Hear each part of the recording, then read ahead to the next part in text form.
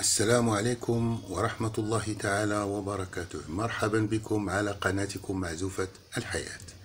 في سنة 1980 قال الحسن الثاني للجزائر والبوليزاريو: أنا لا أمارس البروباغندا، أنا أعطي الخبر اليقين.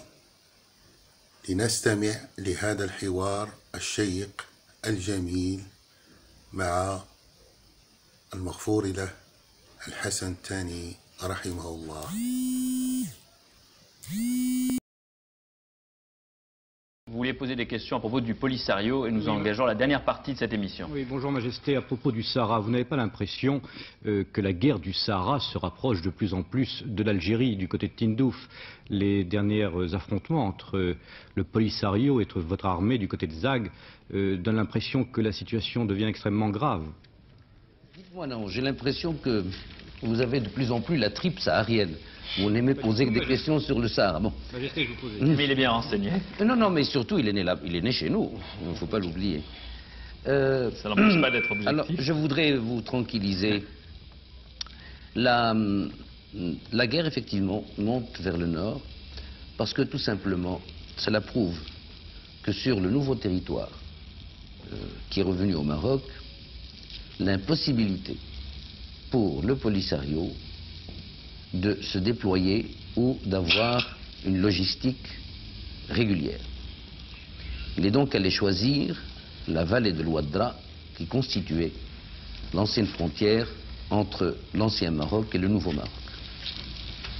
Or, qui connaît la vallée de l'Ouadra sait que c'est une vallée de 400 km avec des canyons et des gorges crayeux dans lesquels il y a des cavernes, dans lesquels il y a beaucoup de grottes, et quelquefois infranchissable parce qu'il faut faire 20 km pour pouvoir trouver un passage pour les véhicules. Il est certain que nous n'avions pas fait attention de ce côté-là, car nous pensions que jamais les Algériens, je dis bien, n'auraient encouragé ou supporté le Polisario à l'intérieur de frontières qu'elle-même a reconnues. Bon, la surprise a été quelque peu désagréable pour nous, mais de vastes opérations de nettoyage sont en cours et je tiens ici à mettre au point une chose, c'est que les dernières dépêches de l'AFP qui ont émané d'Alger et qui étaient signées par un Algérien, du reste l'humanité a fait la bêtise de reproduire la dépêche avec la signature de l'Algérien correspondant de l'AFP, donne 2000 hommes tués au Maroc. Et vraiment, il faudrait une bombe atomique pour pouvoir tuer 2000 hommes d'un seul coup. Et d'après les calculs, s'il y a 2000 hommes morts, ça veut dire qu'il y en a 14 000 de blessés, puisqu'il faut 7 blessés à 6 blessés pour un mort. Je puis vous dire une chose, c'est que moi je fais de l'information. Les subversifs font de la propagande. Il est plus facile de faire de la propagande que de l'information. Majesté, comment vous jugez le président Chadli par rapport au président Boumediene? Alors je tiens à mettre les choses au point d'abord. Je peux vous dire officiellement, je le dis péniblement, mais officiellement, que nous avons perdu 82 hommes, pas plus. Pas plus de 82 hommes. Mais qui contrôle, Majesté, qui contrôle la région militairement à l'heure actuelle, du côté de Zag? Vous ou le Polisario? Bien, si vous voulez venir vous y promener, c'est moi qui vous conduirai, c'est pas le Polisario. C'est un engagement qu'il prend assez vite. Eh bien, il est d'accord. Eh bien, avec. Majesté, est-ce que vous pensez que vous allez vers des négociations avec les Algériens, avec le Polisario? Comment sortir de ce qui est de plus en plus une guerre qui coûte des vies, qui coûte de l'argent à vous, au peuple marocain? Comment en sortir? Il n'y a pas 50 000 façons de sortir d'une guerre, il n'y en a qu'une, c'est d'essayer de la gagner. Vous me direz que c'est une affaire qui ne peut pas se terminer par une victoire de l'un ou la défaite de l'autre. Je vous le concède parce que c'est une drôle de guerre, car l'adversaire véritable n'est pas celui que nous combattons. L'adversaire véritable n'est pas le président Chadli ou l'ANP. Ce sont des moyens logistiques qui sont mis à disposition du Polisario. Ce ne sont pas les dollars de Kadhafi qui apportent l'armement quand on veut et comme on veut. Nous sommes en train de nous battre pour défendre une fenêtre africaine et pour défendre une région d'une certaine idéologie.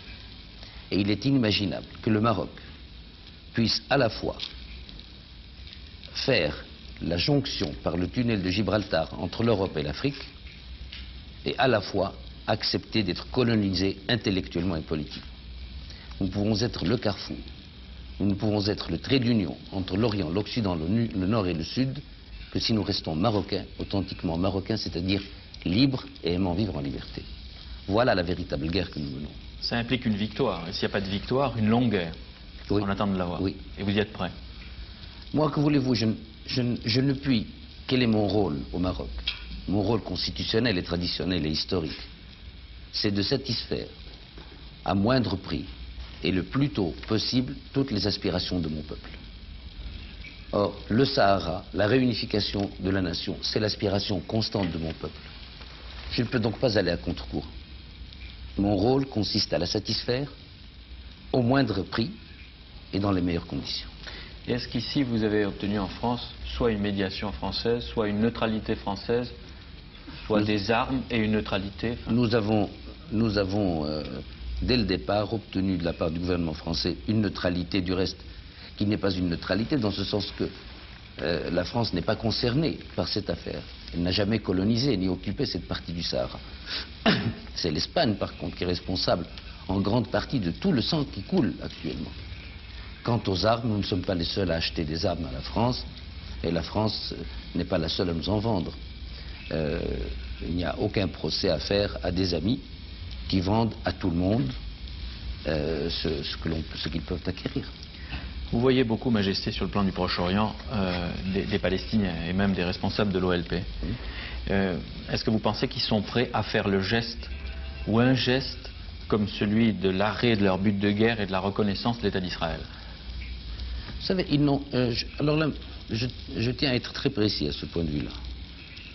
Et je vous dirais que l'OLP d'aujourd'hui n'est pas l'OLP de Choukairi. Oui, mais pourtant il y a eu un attentat encore hier. Mais ça, il y en aura tant que l'affaire ne sera pas réglée. Il ne faut pas penser... D'abord, il n'y a pas de trêve entre les Palestiniens et Israël. Les Palestiniens sont disposés à reconnaître Israël si le monde les reconnaît. Ils disent, nous, c'est notre seul atout. Si on reconnaît, c'est la seule chose que nous pouvons donner, nous ne possédons rien. La seule chose que nous pouvons donner. Et ils savent qu'ils se sont engagés dans un processus de cohabitation constante, globale, dans tout ce que cela consiste, mais à condition qu'on reconnaisse l'OLP. Ils disent, nous reconnaîtrons Israël. Et qui doit faire le premier geste? Oh, je pense que ce serait... Pourquoi perdre son temps entre le premier et le deuxième? Ça pourrait être concomitant. شكرا لكم وشكرا لإصغائكم وإلى اللقاء مع خطاب آخر على قناتكم معزوفة الحياة. شكرا لكم وإلى اللقاء.